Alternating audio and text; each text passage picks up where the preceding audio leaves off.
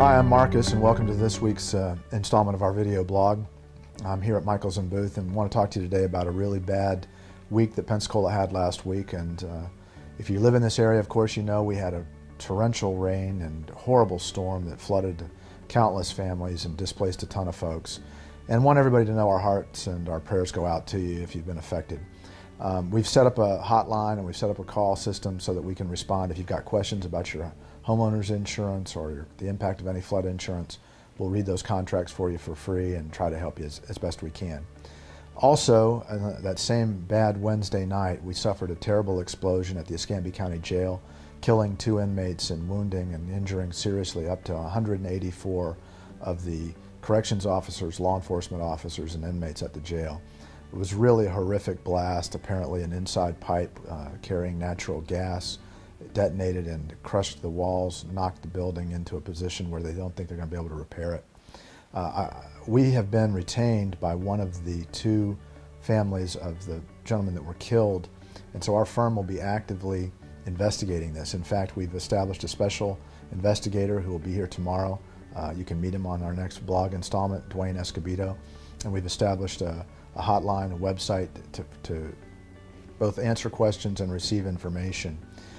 This is going to become more complicated as time goes on, and there are more questions right now than there are answers. Frankly, that jail has been somewhat controversial for a couple of years now. Indeed, I believe it was last June, Sheriff Morgan turned over control of that jail to the county, citing considerable budget concerns, and there was a federal investigation and statewide investigation that had findings of mismanagement, overcrowding, inmate to corrections officer ratios, just some really troubling findings. And so in that backdrop, there have been some horrible accusations in the last few days that the building was not being properly maintained. There have been some somewhat credible assertions that the gas smell had been noticed hours before the explosion.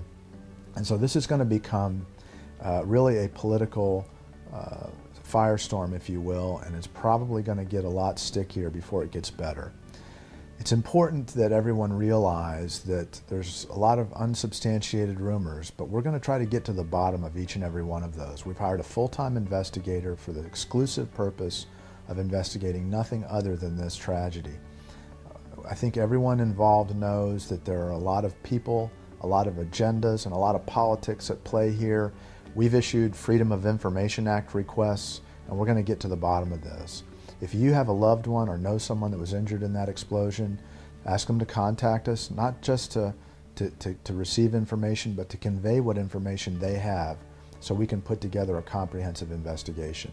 We currently represent several of the victims of this explosion, and we're going to continue to represent more of those victims as they sign up over the course of this next week.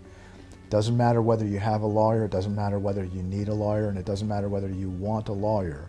We're going to put up information and make it a source of public access so that everybody has the credible and true information about what was going on and what happened there. Over the next few days, we'll be developing some systems of transferring that information. You can find us on Facebook. You can come to our website at michaelsbooth.com or forthevictims.com, and you can learn more. As we get it, we're going to publish it. As we get documents, we're going to make them public. I think it's important enough that everyone in our community have access to the truth, the accurate information, and that we separate some of those rumors from what did occur. It's an important issue and one that we need to address carefully but credibly. And at Michaels and Booth, we're committed not only to representing those clients that have hired us specifically because of this tragedy, and we're not just working for the victims that we represent in this tragedy, but we're going to be working for the community at large because I think everybody deserves to know the truth. Till tomorrow, which I think we're going to be back with Dwayne Escobedo on camera here. Until tomorrow, if you have a question, you'd like to reach me, call me directly here. I'm in the Pensacola office today, 438-4848, and share whatever information you get, and we'll all be stronger and better for it. Thanks.